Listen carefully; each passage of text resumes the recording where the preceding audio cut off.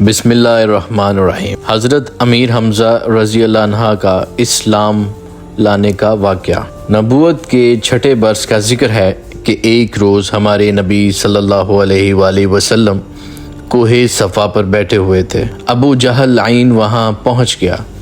اس نے نبی کریم صلی اللہ علیہ وآلہ وسلم کو نعوذ باللہ پہلے گالیاں دی، اور جب نبی صلی اللہ علیہ وآلہ وسلم گالیاں سن کر چپ رہے تو اس نے ایک پتھر حضور اکرم صلی اللہ علیہ وآلہ وسلم کے سر پر دے مارا، جس سے خون بہنے لگا۔ نبی صلی اللہ علیہ وآلہ وسلم کے چچا حمزہ کو خبر ہوئی۔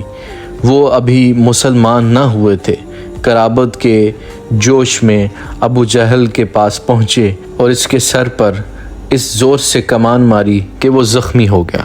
حمزہ رضی اللہ عنہ پھر نبی صلی اللہ